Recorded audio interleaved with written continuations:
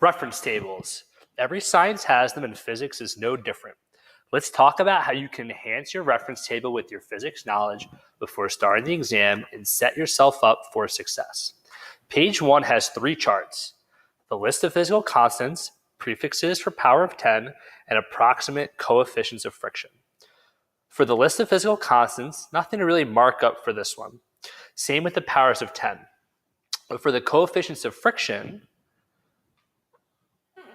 let's write mu sub k and mu sub s below the corresponding columns, just to make sure you select the correct one when needed.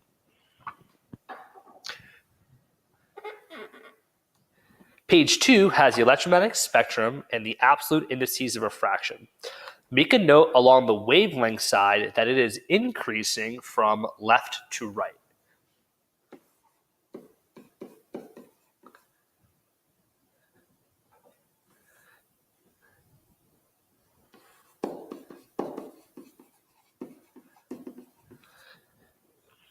And along the frequency side that it is decreasing left to right.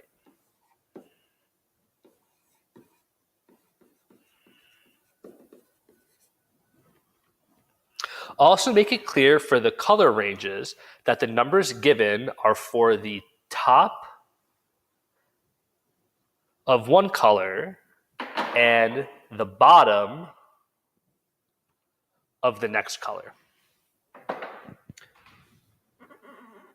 For the next table, write the formula N equals C over V and use arrows to show that when N goes up,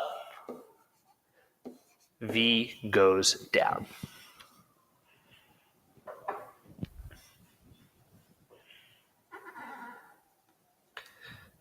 Page 3 includes the energy level diagrams, classification of matter, and particles of the standard model tables. For the energy level diagrams, we'll add an arrow to indicate that energy is increasing as you move up the diagram.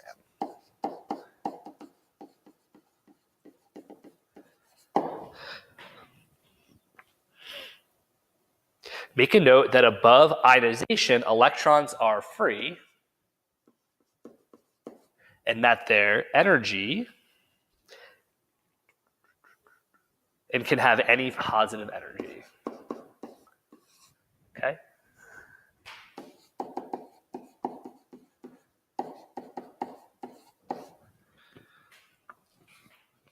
The bottom charts are relatively self-explanatory. Let's add an arrow to connect the leptons on the left chart to the right. Below leptons, we'll write elementary, which means that they are not made up of something smaller.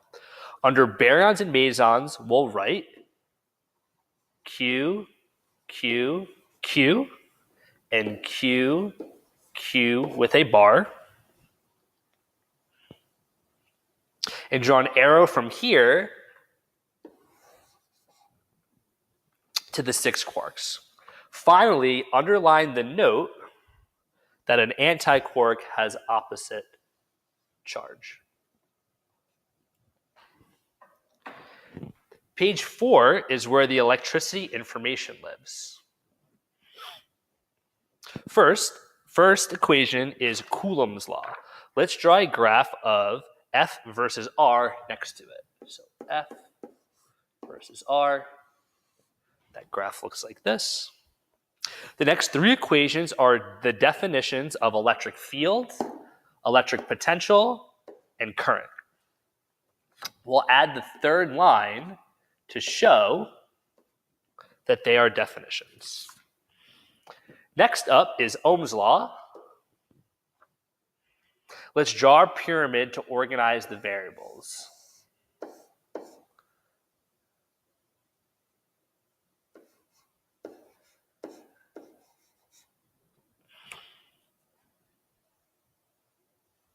Next equation is the resistance of a conductor. We'll draw a cylinder and label the area A and the length L.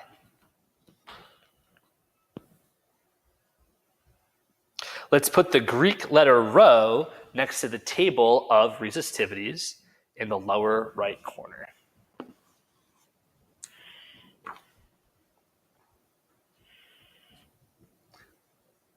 The next two equations are Joule's law and Joule's law to figure out energy.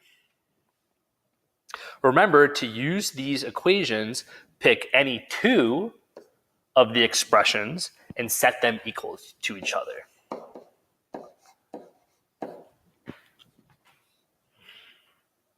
Remember, you can't have more than one equal sign in a single equation.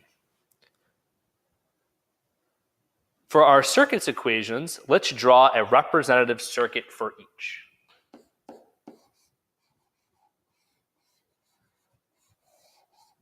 That would be our series circuit.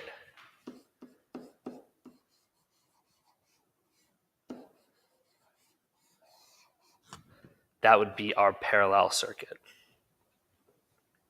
Let's also write for a parallel circuit our shortcut equation for the equivalent resistance. Req equals R1 times R2 over R1 plus R2.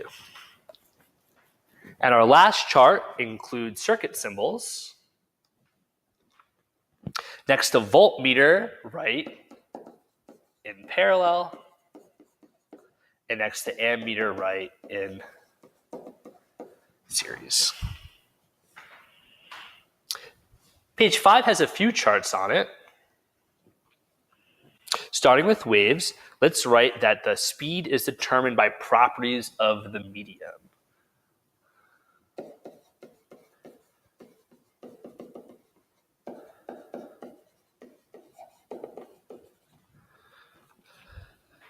And next to the definition of index of refraction, let's write that it is greater than or equal to 1.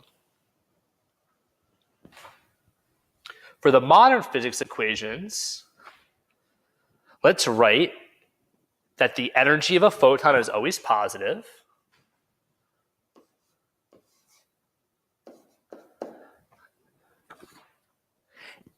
and that the speed of light squared equals 9 times 10 to the 16 joules per kilogram.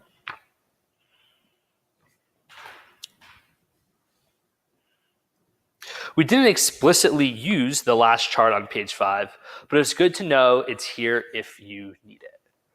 Geometry and trigonometry equations.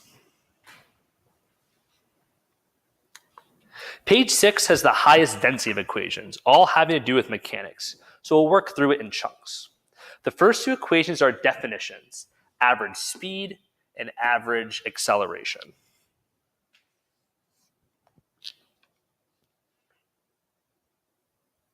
So we're adding that third line to the equal sign to represent it. The next three equations are kinematic equations. You'll notice they have different combinations of the kinematic variables. So you'll select the appropriate one based on the information in your guess table. Next up, we have the two vector component equations. Okay, so let's draw a vector of magnitude A, making an angle theta, and let's draw in the y component and the x component. Okay.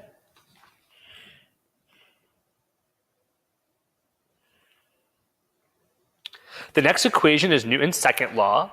Let's rewrite it as sum of the forces over m equals A. Just to remind yourself that F net, you have to add up all of the forces. Next, we have our friction formula. Nothing for us to do here. Our following two equations cover gravity. Our first is Newton's universal law of gravitation, and the second is for gravitational field and gravitational field strength. Let's include the graph for force as a function of distance. You also might want to underline the universal gravitational constant. You can write it down, 6.67 times 10 to the negative 31 newtons meters squared over kilograms squared.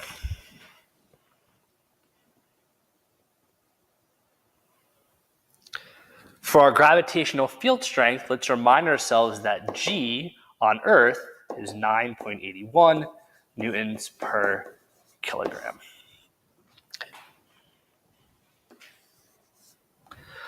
All right, our next bunch of equations refers to momentum.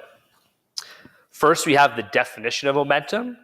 Let's add the vector symbols above the P and the V. Right. Then we have conservation of momentum.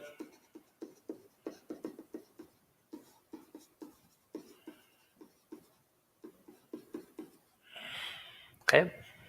Our next block has to do with springs. Okay. Okay. And let's remind ourselves that K is the spring constant.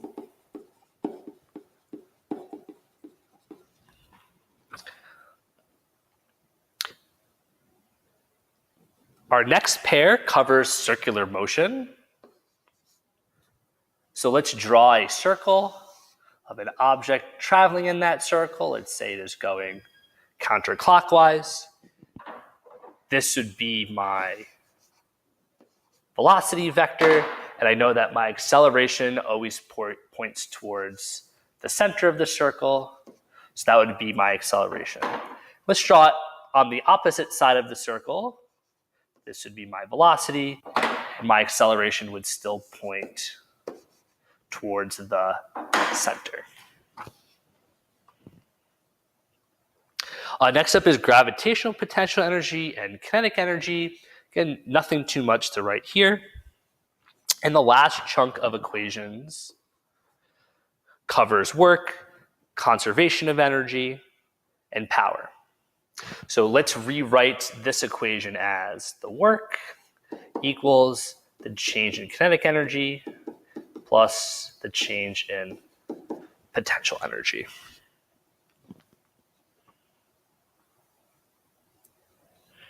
And we want to remind ourselves that internal energy, heat, has to do with temperature.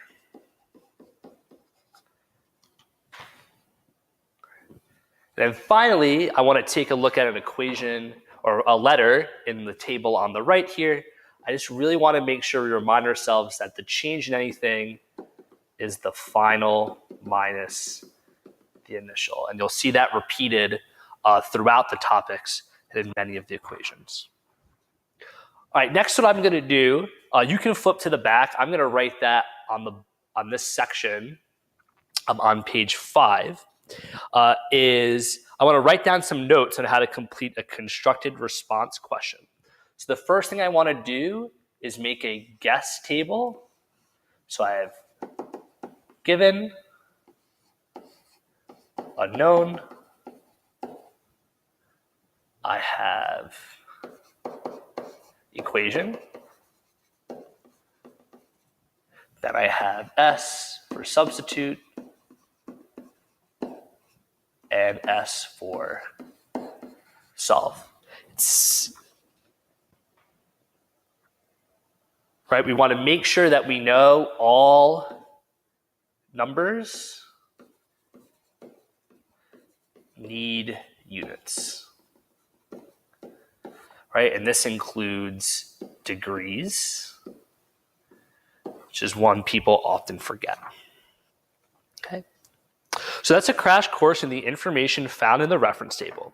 Now that you have copied this shorthand down, I recommend studying it and then replicating it on a blank reference table.